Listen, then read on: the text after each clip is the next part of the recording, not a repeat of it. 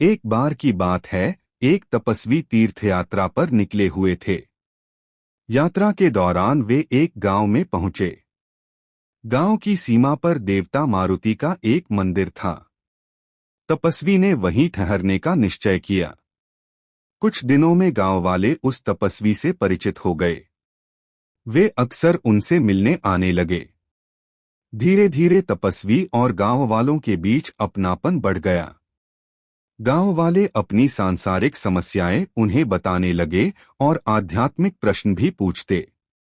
तपस्वी धैर्यपूर्वक उनकी बातें सुनते और उनके संदेह दूर करते। कभी कभी वे गांव वालों के लिए आध्यात्मिक प्रवचन भी देते थे।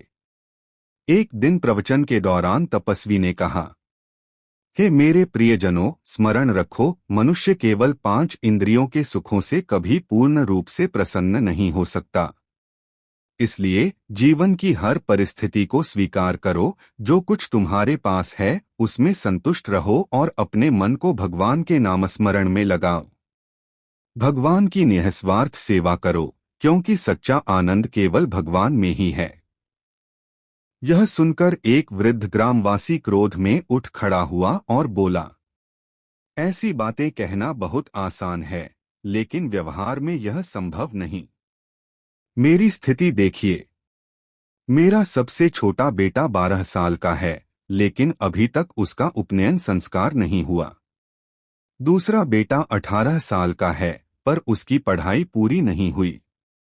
मेरी सबसे बड़ी बेटी 20 साल की है, पर अब तक उसके लिए योग्य वर नहीं मिला।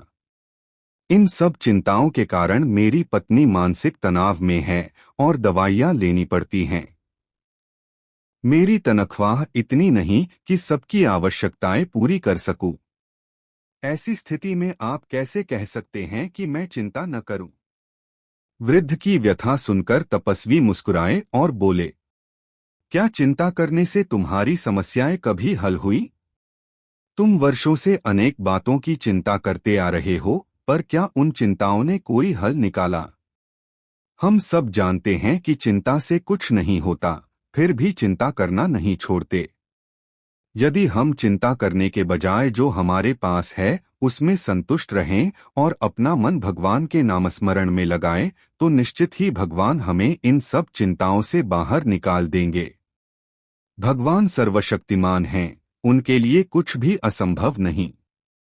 इसलिए अपने समय का अधिक से अधिक भाग भगवान के नाम के जप में लगाओ। यह सुनकर उस व्यक्ति को अपनी भूल का एहसास हुआ। वह तपस्वी के चरणों में झुककर प्रणाम करने लगा। आपको यह वीडियो कैसा लगा प्लीज कमेंट सेक्शन में जरूर बताएं। इस वीडियो को लाइक, शेयर और सब्सक्राइब करना ना भूलिएगा। जय सिया राम।